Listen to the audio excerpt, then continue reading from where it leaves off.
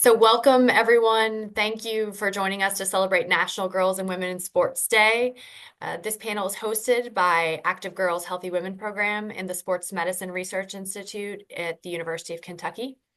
I'm Dee Dlugonski, and I'll be monitoring our panel today. The mission of our Active Girls Healthy Women program is to advance girls and women's physical activity and health through research and outreach. And today we have an amazing panel of women from a variety of sport, movement, and performance settings. And they're going to be sharing their successful strategies with you for creating positive and engaging sports and movement environments for girls and women in different settings. So in the interest of time, I'm going to introduce each panelist by sharing a very brief bio, but Abby's going to put some more detailed bios in the chat. So if you're interested in who they are and what they've done, that'll be in the chat for you. So without further ado, let's go ahead and get started. Our first panelist is Dr. Amy Hampole. Dr. Amy is a physical medicine and rehabilitation doctor who focuses on sports medicine and neuromusculoskeletal, that's a mouthful, medicine.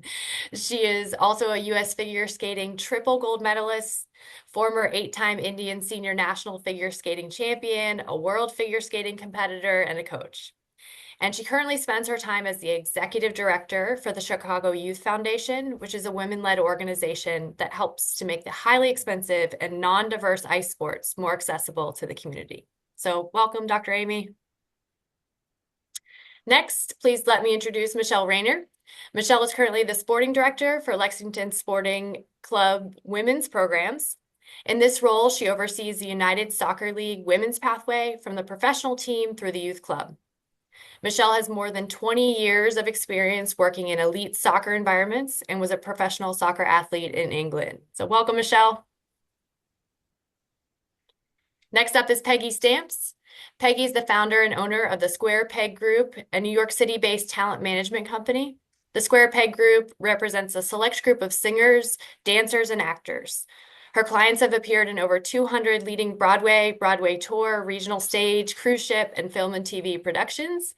And she's got an extensive background in entertainment, including 15 years as a director of the regional Emmy Award-winning Broadway musical revue, Grand Night for Singing. Prior to launching SquarePeg Group, Peggy worked as an actor, dancer, spokesperson, and choreographer for numerous national and regional stage and film and TV productions. Thanks for joining us today, Peggy. And last but not least, it's my pleasure to introduce Kim Shelton. Kim is the Chief Executive Officer of the Lexington Sporting Club with a distinguished career in the sports industry and a deep passion for advancing women's sports. A Lexington resident for over 30 years, she made her first mark as a member of the inaugural women's soccer team here at the University of Kentucky, where she captained the team for 5 years and set a record for the most matches played and started. In her role as the Lexington Sporting Club CEO, Kim is committed to building a legacy for the club while championing the growth of soccer, youth sports, and women's sports in Central Kentucky. So welcome, Kim. Thanks for joining us. Well, with those bios, you know we have a lot to talk about today. So let's go ahead and jump right in. In our first question, to kick off the panel, I'd like you all to tell our audience a little bit about your background and experiences with sport, movement, performance, wherever your world has taken you in those worlds, and maybe how that connects to the work that you do today. So maybe Dr. Amy, could you get us started? Yeah, so I started out as a I'm South Asian, so in our family and in our culture, there's not very many athletes, and so I started out being very unathletic, if that's even a word, but basically I didn't take any interest in sports, wasn't good at them. I was always the last person in gym class to be able to do anything. Yeah, so I was one of those. And then for whatever reason, I started, my mom put me in ice skating and she put me in so many different activities. I just didn't care. I did what I had to do, but I didn't take any interest. And then she put me in ice skating and all of a sudden my world changed. And I suddenly liked it. I started to be more interested in doing well. And then I started when I was 12, I was going to the gym. I mean, and then I started competing and then it became my like almost a profession. And I went all the way to the elite level with it. And so my whole world changed. And I was the first athlete in our family. And then now we have a couple upcoming in our generation interested in sports. And so that was my background. And then I ended up going into physical medicine rehabilitation as a physician after I retired from skating. And then, of course, naturally inclined towards sports medicine. But of course, I help people with all kinds of complex neuro or musculoskeletal conditions, among other things. And then through since med school, I've been involved with the Chicago Youth Foundation. Where first as a coach, then as a skating director, and now the executive director to help.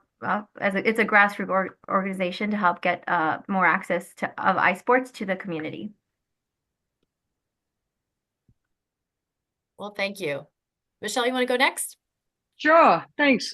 Thanks for having us on as well. Dee, nice to see you again. You've probably heard the story because I was on a podcast with you a couple of years ago. So hi to everybody else. Obviously, originally grew up in New Zealand, born in Auckland and lived in Lake Taupo and had the opportunity to get in sports at an early age in New Zealand. But it was a different sport than obviously what my entire career has been. I think I had a game of field hockey, and I either got hit in the head with a ball or the stick or something like that. And I'm like, this sport isn't for me. And next thing you know, I'm on the women's the Taupo women's soccer team, which back then was an absolutely amazing team. Ended up winning about 8 cup that you played throughout the country in a row, and then I think 10 league championships. So it was a very talented team. From there, I had the ability to join some, they call it in that country, representative teams. So I started representing different areas of New Zealand. And then we actually won a national championship, beating the favourites, Auckland, when I played for Waikato.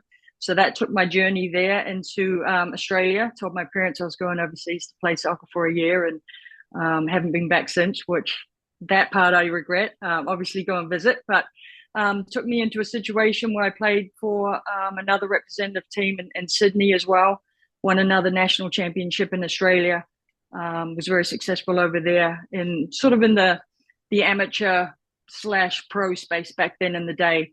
My dad's English, so I had the opportunity to then go and play in England. So I ended up playing for Millwall, which was a professional team and still is to this day. I think they've changed their name to the Lionesses.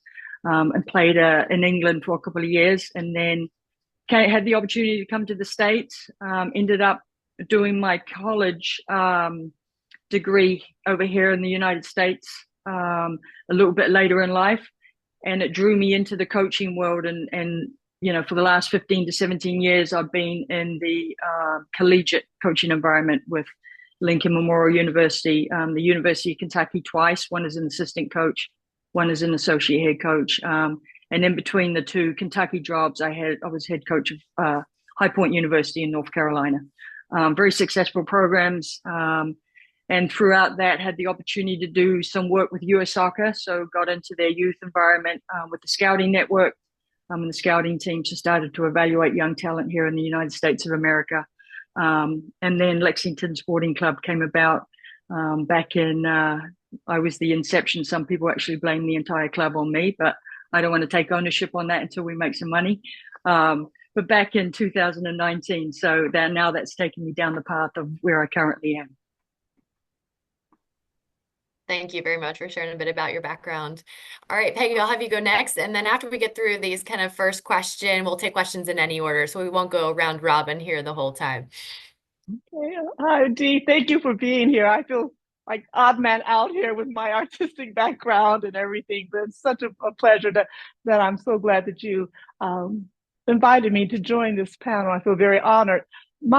I grew up in a household. I'm the youngest of 4 children, and I grew up in a household with a dad that I can hardly name a sport he didn't play. So he either coached or refereed or played. So I grew up on golf courses, tennis courts, stadiums, football. I just grew up with sports. My mother, on the other side, was a songwriter for Motown, and she's also did a little freelance writing for the newspaper in Michigan. But I ended up in the dance world. I'm the youngest of 4, and my older sister noticed me one day, and she just said to my mom that, I think Peggy can dance. And so they, as a normal little girl, they threw me into the dance classes. And from there, I just fell in love with dance. I felt the aerobic activity of dance that I would enjoy with my dad with sports, but then the artistry that I had from my mother, so that I ended up going through dance for a long time. But then I kind of made my way back to my dad's side, who was very technical, and I ended up going to engineering school.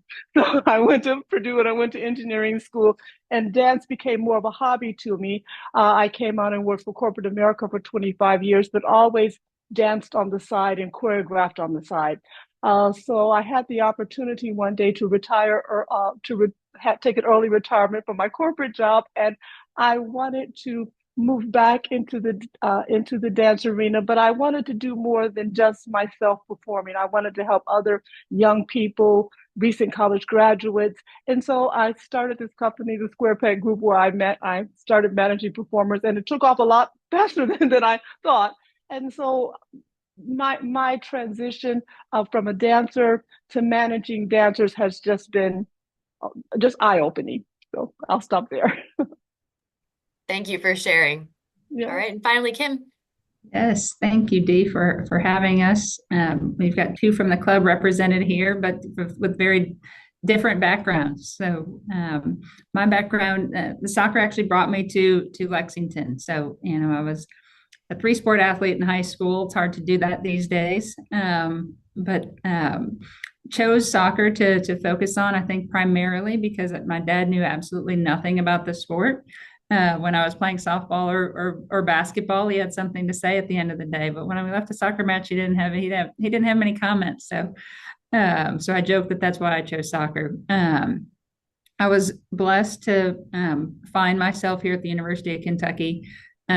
Quick story there. I'm from South Bend, Indiana, and my dad, who again knew nothing about the game, asked the Notre Dame coach, or knew nothing about the game, from South Bend, and reached out to the Notre Dame coach and asked if I was if I could play there, and he said actually probably not, but they're starting a program at Kentucky and it might be a great fit. So I've shared that with college coaches that I've encountered over time, is be honest with parents in the recruiting process, because you never know where it might land somebody. So was blessed to be part of the first varsity program at the University of Kentucky. I'll date myself. It was back in 1992. I see Kathy on here. She was at the university at the time. And so we were able to launch that program. At the time, there were five women's soccer programs in the SEC. Now, obviously, many more. By the time I finished my time at the university, there was the full allotment at the SEC. So I got in at really a time that schools were investing in trying to become more Title IX compliant and adding programs, and soccer was one that was added quite frequently.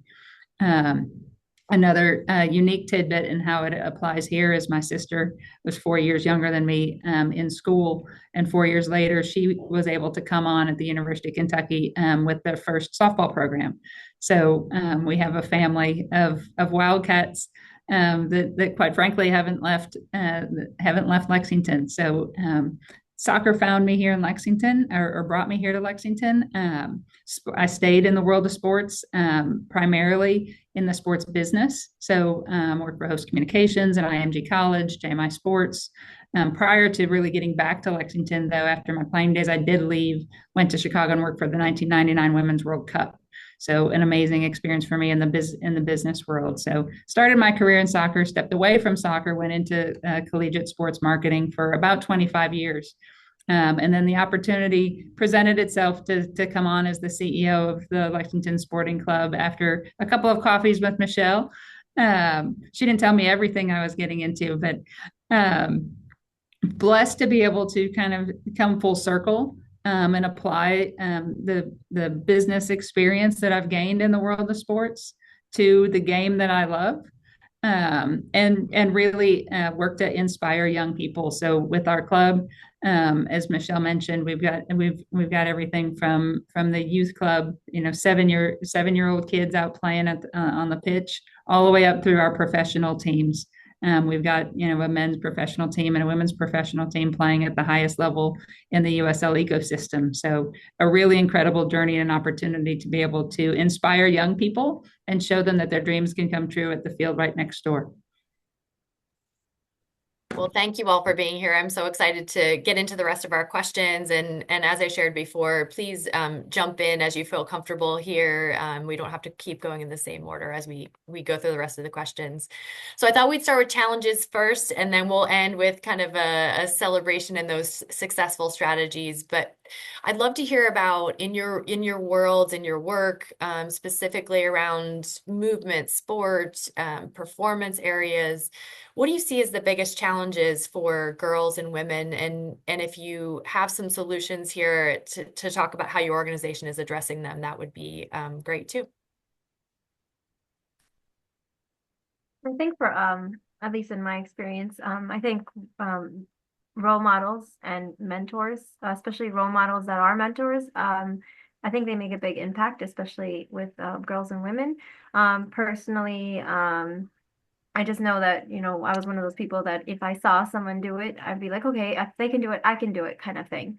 So I think in that realm, I think we have very few role models. I mean, compared to the men's sporting world, and the few role models we have, I think what women could do better is be more mentors than just role models. I think what we need to do is like really think about the generations after us and really try to be there for them and try to pay it forward so that instead of being stagnant and being stuck in every year, we're so behind the men's sporting world. So in order to improve, we need to really help the generations after us. And I think that's something we could do better as women, role models. And then I think from the larger scale, more visibility is helpful. So like on TV, for example, I think that in the men's sporting world, I think they try to help, the women's leagues, but I think there could, even if they can't necessarily share the wealth, but they can share the visibility, for example, by having them, like, let's say the NBA and the WNBA play on the same event, right? For example, or the media covers, or even in between games, there might be like a little highlight of women athletes that are, rising up, so that the more women can see those women doing well and get inspired.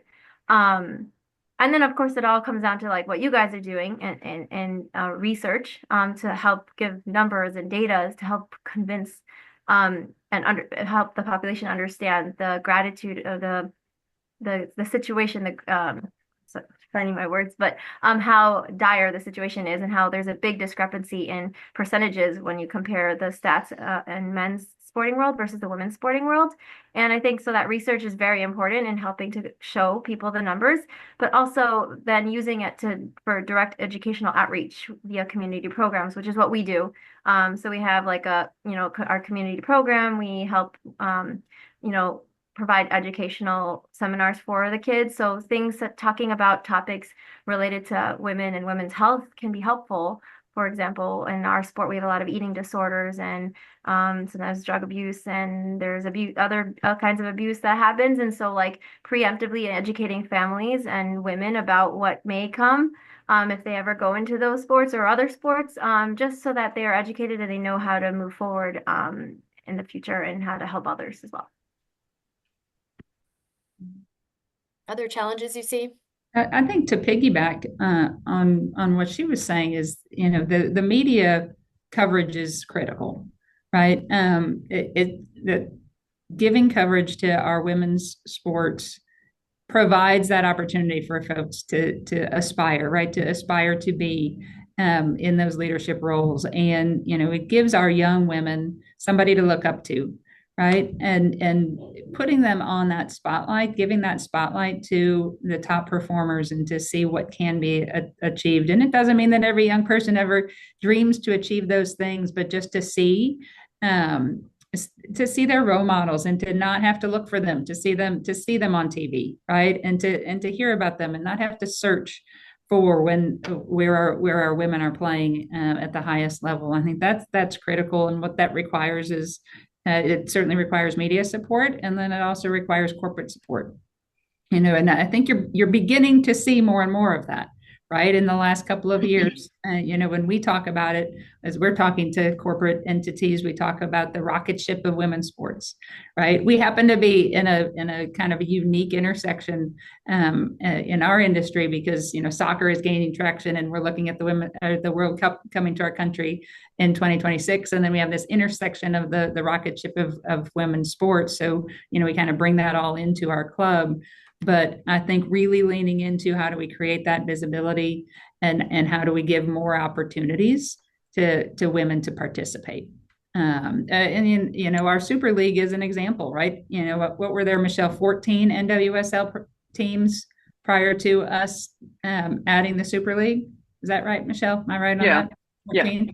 So there were 14 Division I professional women's soccer teams in our country for opportunities for people to play at the highest level. Our league added 8 more. So by adding one league, we nearly doubled the opportunity for women to play at the highest level. So, that requires media support, that requires corporate support. And I think those are the obstacles that I think we're beginning to overcome, but we're a long way from home. I just think in a general way, very encouraging young girls to, as performers, as athletes, to always look at both sides of the table, to look at the opportunities to perform or to compete, but to also be coaches and to from a very early age. Making sure that they are really well balanced. And so that as maybe they're seeing a little bit of dwindling in the opportunities to compete or perform, that they still remain very interested in the industry, looking at all of the other things to do on the other side of the table. So I manage young performers and adults, and I'm always encouraging them to look at all of the different opportunities and not just on the one side of the table. And I think with when you're talking about young females, young girls, young women in sports, I think obviously some of the barriers of the financial component and family situations that may create barriers to obviously inclusion in sport and activities. I think what we're doing here within Lexington Sporting Club is we have the ability to be able to help some of these athletes that might not, have the financial component to be able to attend, join a team, do all the things with our scholarship fund. We have it both on the boys' side and we have it both on the girls' side. So that gives a little bit more flexibility for us to be able to include, hopefully, families and players that might not have that opportunity as well, which I think is very important. But that's a value of one of our, of our ownership, is to be able to create those situations, create that that assistance and that support for players and for families that don't have that opportunity, which is massive what we're doing here at Lexington Sporting Club. Yeah, I think that piggybacking off of the inclusion, I think that unfortunately in the sports world, all types of sports professionals are male dominated. The coaches are male dominated. The athletes it's more geared towards male athletes. Even in the sports medicine world, I realized that was male dominated as well. Like it just basically, even the broadcasters, everyone is like, it's mostly male dominated. So what happens is then the inclusion part of it, kind of for women, it gets challenged, and so people may not necessarily not want to include us, but they might not understand how to include us and the various spectrum that we all fall in, right? Whether we're moms or whether we're not a binary gender or whatever it is. And so I think that it's a challenging to tackle because it not just includes athletes, but it's the entire industry. And so I think, getting the word out and really tackling it from all angles is helpful. Well, I think all of this segues to my next question quite nicely. I think one of the critical challenges in sports and quite frankly all extracurriculars for youth these days is that they have become sort of this pay to play model. And Michelle, you've referenced how Lexington Sporting Club is trying to address that. But I'm wondering, what other models we should be considering to provide those opportunities without having such a high cost or burden on families as we think about introducing youth to a variety of ways to move. I think speaking for the soccer side of it, because that's specifically what I know more than anything else, is even in this country back in the 70s and 80s, there was a shift. There was a need for better facilities, experienced coaches, sort of more comprehensive training programs. And so with all of that, the costs obviously associated with all that rose.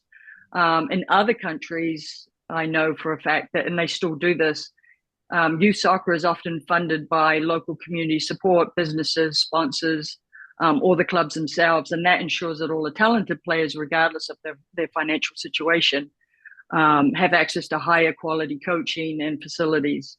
So I think that used to be, in my belief, it used to be here in the United States. I think part of the problem is you've got such a large population, so many different states and everything, that's difficult to do. But I think to get rid of the pay to play, I mean, you've got to offer free opportunities.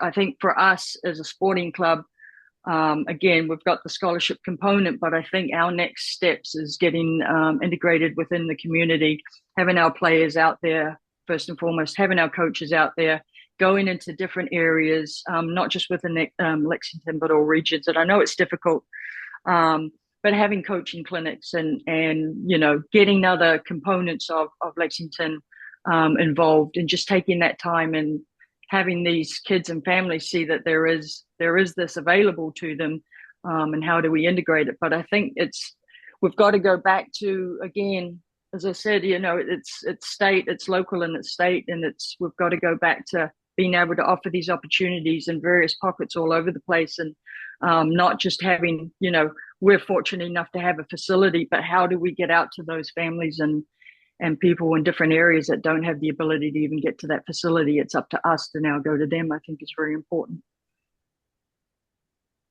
Yeah, in our organization, so from what we know, someone is not likely to try something out of their comfort zone unless if there's any payment involved. So in order to get more people to try something, it should be free, especially at the grassroots level.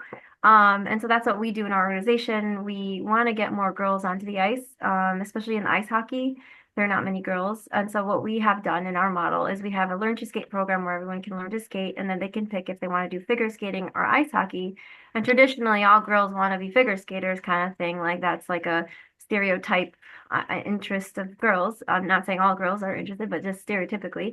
And so sometimes when I get on and they see the hockey group playing, they're like, oh, try that out. And so some of these girls actually find interest in the hockey, and the same goes for the males in the figure skating. It goes both ways. And so it's kind of nice. And the nice thing, what we do is we have everybody on the surface, on the ice surface, we all share it. So we keep families together. So brothers and sisters, like the parents who are low income, they can come. They don't have to worry about childcare or anything. They could bring their brothers and sisters all go on the ice together, and they have something for everybody. And I think not just having no cost associated, but also being mindful of the whole family and being inclusive to the whole family in your programming can really help bring more people out there as well.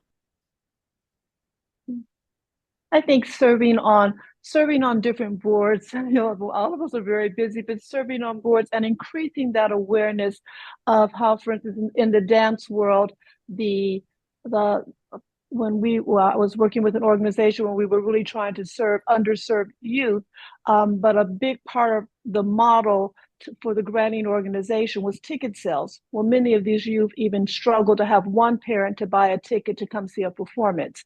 And so helping to as opposed to maybe a Philharmonic that has who is under the same model, but they have a very large built-in audience and ticket sales. So helping some of the people that are part of these granting organizations. I think also like in the school system, I'm not sure if activities buses even still exist for those young people that live a long way from the school and may not have a parent or anyone to come pick them up. So they have to catch that bus right after school. They can't stay and participate in sports because no way to get home afterwards.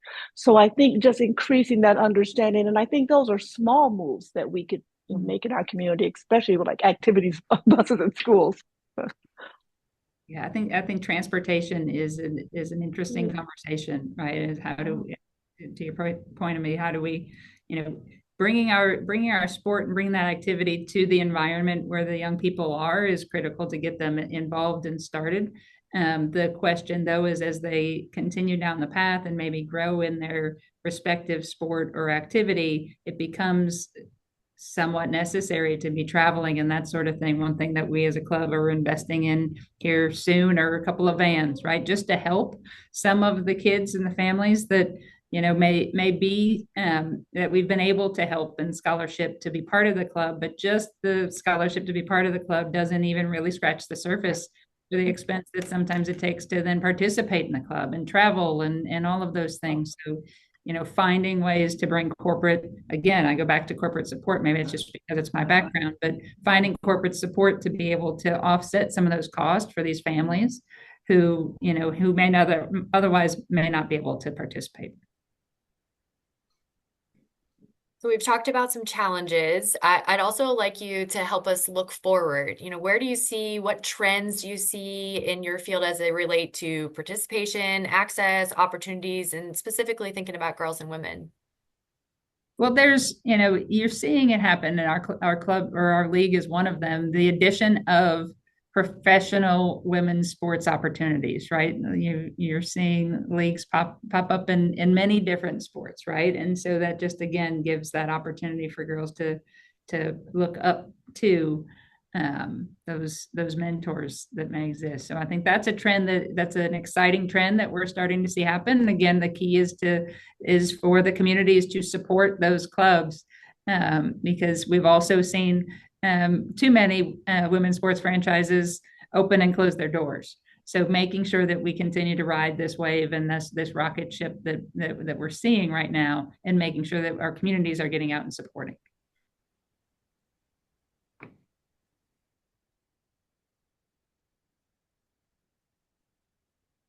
I kind of mentioned this earlier, so I didn't want to repeat it, but basically our organization is trying to help through education. We don't do research, but we take your research and we use it to help educate our kids in the communities, and the parents as well, on different topics that may apply to their that may be potential barriers to their ability to enjoy or safely participate in sports going forward, and just be educated about it in general. And then the other thing we do is try to keep again families together, so we have something for all, as many Black people in the family, aside from babies. We have something for the boys and the girls that are older who can maybe try to come on the ice and have something to do. And then the transportation is something we did think about. We haven't gotten there yet, but figuring out a way to get the kids over there over to our rink with through a bus system. We haven't figured that out yet, but that was a thought that might help get kids out there. And then I think just us ourselves, like being, trying to be not just role models, but mentors to the previous generation. So I try my best. There's a lot of our volunteers. I didn't even talk about our volunteers. We have so many young kids volunteering in our organization, and they may want to be like me, or they may want to be like someone else. And so I try to be there for them, and I try to help guide them, and not just be a role model that's a statue that is a name and a face. I want to actually be a person and a human, and help them, show them the path, and help make it easier for the next generation, not make it as hard as I had to go through, but make it a step easier so that we can actually move forward as a generation. Another initiative that we're doing within our youth club component is, because we do have the professional teams both on the women's side and on the men's side, is integrating those professional players with, because we have so many youth club teams, which is great, is partnering up, putting a player with a specific team, or two teams if they align in their training and they're on the same field and things like that, and introducing them and having those players be around our youth and our athletes as often as possible. I know it can be a little bit, it can end up being a lot when you're a professional athlete with your day-to-day and then committing to everything in the community. But we're very grateful for the players that we have within our club. They're just wonderful human beings, and they want to get out in the community and want to help and support. So this is really a nice initiative that we're putting together for this spring, that our players will be in and around our youth club a lot more. So those guys have role models. They see faces, they want to come see and play. They're training right on the next field. So I think, again, as we alluded to before, it's a matter of us, coaches, players, getting out in different pockets within Lexington and around, and different in the smaller soccer clubs that aren't even a part of ours, is showing our face there and being available and being able to do some things and some initiatives that they want us to do within their programming that we can help out with, and just show the support and show that there's a place for them where they're at, or, you know, as Kim's alluding to, transportation, if we can find ways to get them into our environment, get them into seeing a game and being in around what we've got going. Hopefully that gives them some purpose and some goals to strive for. It has been fun, just for me, I'll say, to watch our women come into the environment, our professional women come into the environment. They just approach it differently. And not to say that our male pros are not appreciative, because I'm sure that I know that they are, but our women are so grateful for the opportunity to continue to play the game at this level. And you see it when they interact in the community, right? You see it when they're with the young people. Now, we had a professional athlete dress up like Cinderella at one of our youth sports, an event we had for our youth club. And she said to me, she said, I just think it's important for them to get to see us do this. Right. And so she didn't just do it. She went she was to the T. So it's so fun to watch these women who are, you know, not only are grateful for the opportunity, look, they're competitors first and foremost, for sure, but so grateful for the opportunity, so willing to give back, and in many ways understand the assignment as we try to grow women's sports. So role modeling and mentoring, like Dr. Amy was talking about, looks like dressing up like Cinderella. It's like dressing up like Cinderella. Yeah, I love that. Peggy, what opportunities, or what do you see coming in the future for dance, performance, theater? Oh, well, there's so many more. Like, for instance, the recent the show that won Best Musical on Broadway, The Outsiders, Angelina Jolie was one of the producers. There's just an increase in the number of women, Reese Witherspoon and everything that she's doing with her organizations. The more and more women that are out there producing, once again, kind of leading to that, being on that side of the table, it's just opening more doors. And I hope I'm not using the incorrect word here, but I've felt often in this world that there's a lot of misogynistic type of permission being given, like almost like, well, let's hire a female producer. That's the thing to be doing now, as opposed to a female choreographer. There's skilled choreographers out there. They're skilled, and it doesn't. So moving more, I'm seeing the industry moving more towards, it's not just, we're going to give you permission to hire a female choreographer. It's like the female choreographers are out there, they're competing. So I'm seeing that energy I'm seeing that energy increase, and a lot more not just on the creative side, but once again on the producing side, on the other side of the table. There's big trends happening there.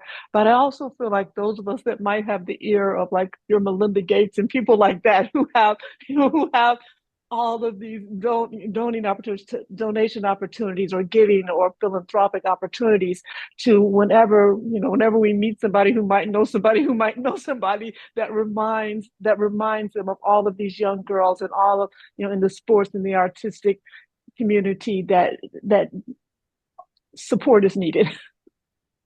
Yeah, I think that's a thread that's running through all of this conversation today, right? There's support is needed, and it's not just by role modeling and mentors. There's a real financial component here to make sure we can provide the opportunities. So whether that's competitive sport, or whether that's learning to skate and everything in between, we need the commitments of funding organizations to make this work. And those could be at the local, regional, national level, or corporate, lots of different sources there.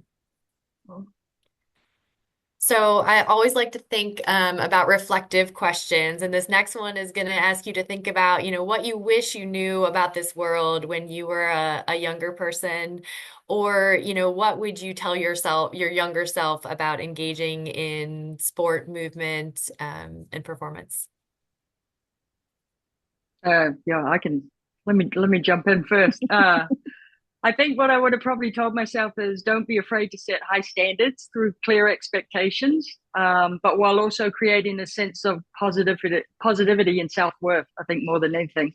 I did think I set standards when I went on my path, probably not knowing, right, jumping from country to country, being fortunate enough to do what I did, but setting high standards and believing in yourself, I think more than anything, and being positive through it all, even if you get knockbacks along the way. I think is something I probably would have told myself if I was 9 years old. Whether I would have listened is another thing. Entirely different subject. Yeah. Yeah, likewise, this would have likely gone over my head if I asked myself back then. But I will say that playing sports is an opportunity, is a real safe place to lead, right? And to learn how to lead. And I think as we do so as women on women's sports teams, you're not faced with the sitting in a boardroom and you're the only woman at the table. So you can get your voice, you can gain your voice through sport as you grow, so that when you find yourself in that spot, and hopefully our young people will find themselves in that spot less and less, fewer times than we maybe all have. But they may, and so find your voice. Take that opportunity to learn to lead because it's right in front of you, and that will pay dividends down the road.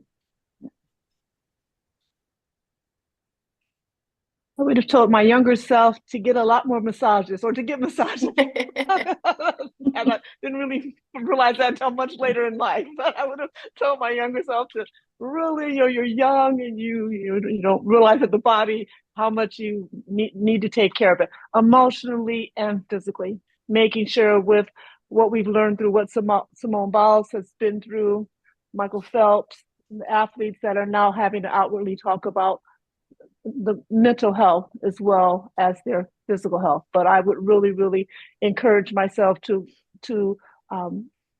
always keep that mental health and that physical self balance, but also the importance of giving your body time to recover. As a dancer, I don't know if anyone ever said it to me, but you always felt like you had to come back, and really, really dancing with injuries, and really before you were totally healed. And I would just tell myself, give myself time to heal.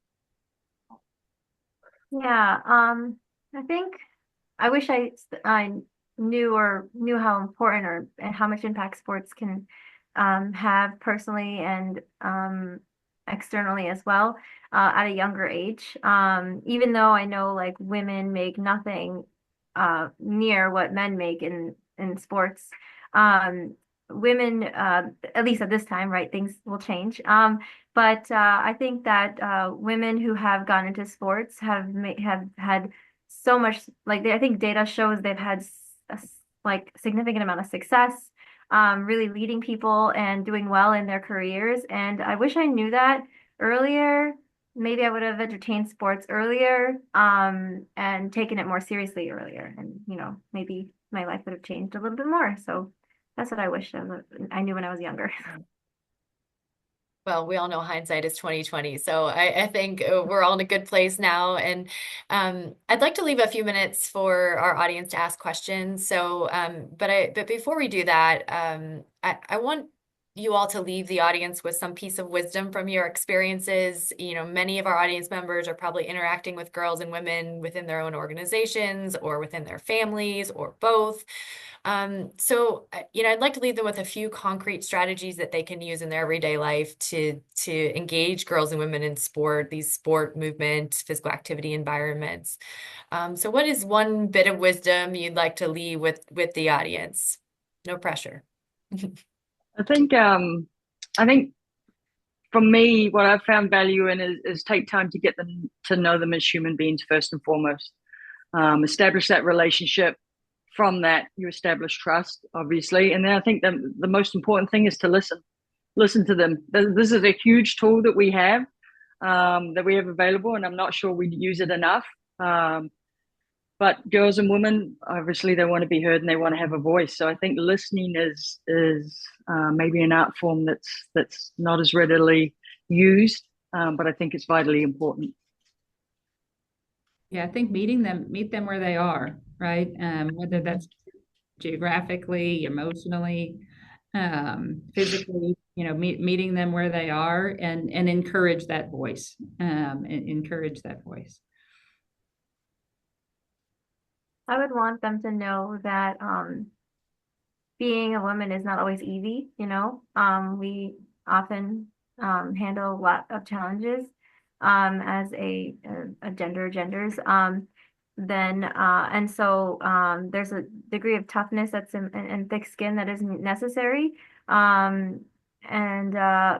know that I think things are really things are improving, and that we're all there to help each other, and we're going forward even more so.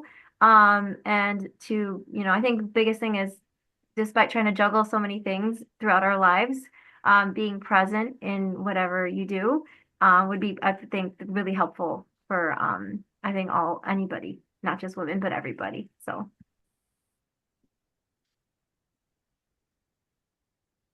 I agree with what everyone has said so far.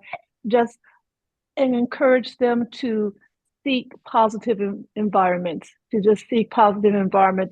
places where they can be open and share and not feel as though they're going to be judged. But and I would always try to be that ear for them to feel so that they can be open. Well, thank you for sharing. Before we open up for questions, what else would you like to add?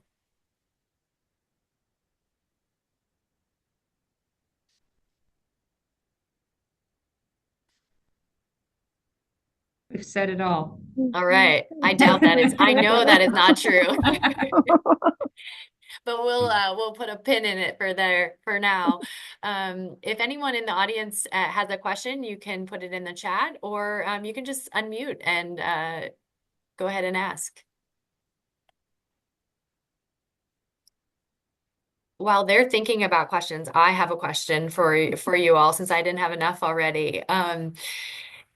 I think one of the things that came through early is that many of you tried multiple sports, played multiple sports, or at least were exposed to different ways to move. And I think it's one of the things that's a big challenge, given the lack of kind of a variety of opportunities for kids these days. So I'm wondering, just what thoughts you have on the impact that had in your own sport movement career, to getting to try different things, and maybe if you have any ideas about how we can expose kids to more things early so they can find something they love. I think just allowing it, right, Dee? I think there's so much right now of just specialization that starts so early. And I've often said I've probably hamstrung my son, as I've just not required, but I just wouldn't allow the over specialization. Like, we were going to do multiple sports, and if it meant that he didn't make this team or that, then he didn't make this team or that. And who knows, we'll see where that leads us. But I think it is critically important to expose our kids to multiple avenues of activity. And so it's a challenge in this competitive environment and specialization. And as you see, I'm sure in the research, is I think physically, and Dr. Island's on here too, I think physically we're beginning to really recognize the impact of that. I think as far as dance, encouraging people not to be afraid to not think of dance is just like, oh gosh, I have two left feet, or I have no rhythm. But that is just artistic shapes that the body can make, and being able to express yourself through movement. It doesn't necessarily have to be on the beat, or it doesn't necessarily you don't have to have extreme flexibility. But I think just and the relationship between the agility of the feet and the awareness, and how it can help. I remember years ago, Willie Galt used to spend some of the off season training with, I think, the Dallas Ballet, and that relationship between dance and sports, I think, is movements intertwine, right, with a lot of sports. Yes. I remember, growing up in New Zealand, we had the ability to do sports in school. So I think I don't know if that's an area where we've really got to target, because where do the kids, young people these days, spend the majority of their time, right? It's in school. So is there a way that maybe, and I'm sure that'd be in favor, decrease maybe the classroom sessions and get back to some more activities, because I think it just makes you a well-rounded person overall. And as Peggy's saying, you know, the movements intertwine, right? There's some basketball movements that fit naturally with defensive movements on a soccer field and things like that. So given the ability for kids to try everything, I think is very important. And again, I go back to, where do they spend most of their time, right? So maybe bringing it back into schools. I think we need to start that early. I have preschoolers, and I think, you know, I think they could do more, you know, exposing the kids even earlier. Just, it doesn't have to be anything fancy. It could just be try out soccer one day and then try out dance another day. And I think as programs you can't try everything at the same time, right? There's thousands of different sports and activities to try. So I think making categories and making sure everyone gets exposed to different kinds of categories, like performing arts and you know, kind of sports that involve animals, and sports that are team sports and solo sports, sports that involve ball and hand-eye coordination, like trying to make it a a diverse experience for the children, I think would be a good way for them to get exposure and then find their tangents as they decide what they're passionate about. I think would be helpful too. Well, thank you. Anyone have a question from the audience? Nope, I see one in the chat. Katie, do you want to come off mute, or I can just read your question?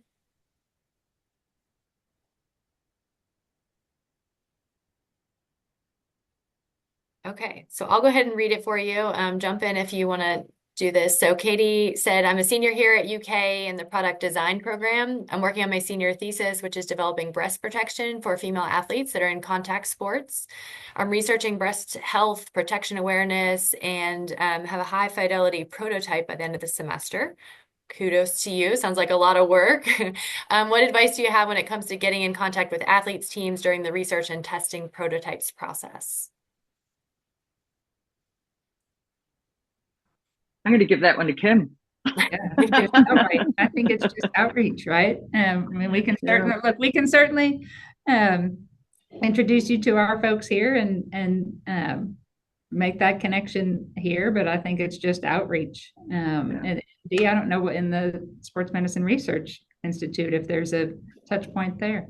Yeah, and I think outreach is a great place to start. You know, and it may not be the first person that you reach out to has any way to support or help, but I think always thinking about, for us, we're always thinking about including people in the process of the design, whether it's a program or a product. We're always thinking about how do we include the community that's going to use that product, so that it's more likely when you go to test and do the research that those people are like, yeah, we helped you to design this, so we're ready to get involved in the testing process. So for us, it's always about that kind of co-design and reaching out and being part of the community.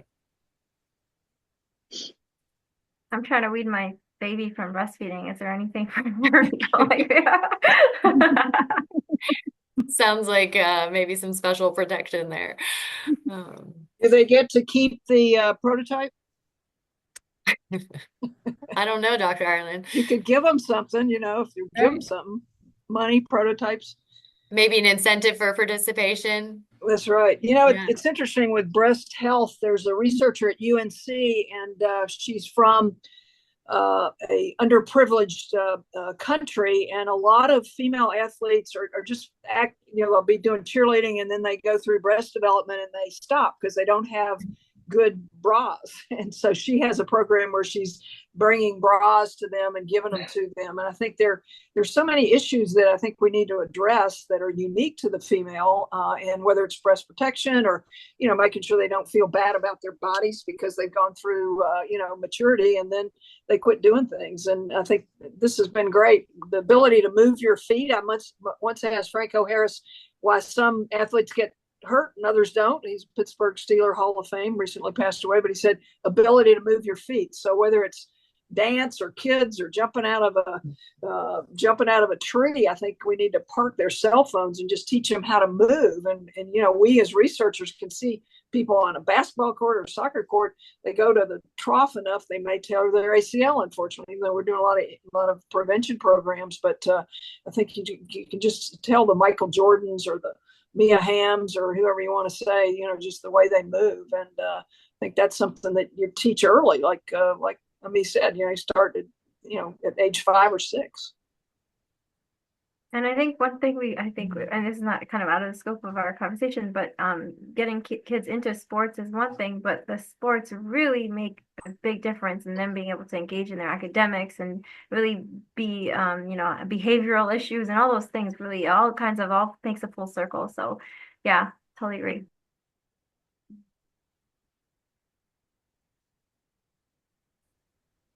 Other questions?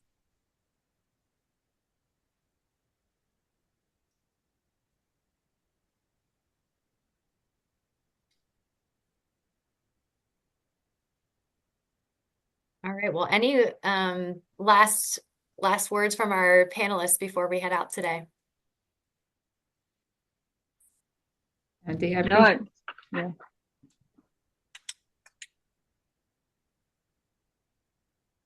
Well, thank you so much for all of you spending some time with us today, all of our panelists for sharing your stories and experiences. I hope that every member of the audience took away a little something, even just one thing today that you can bring back into your own worlds, to the girls and the women in your life. And I really appreciate the time everyone spent with us today to celebrate National Girls and Women in Sports Day. So thank you so much for being here.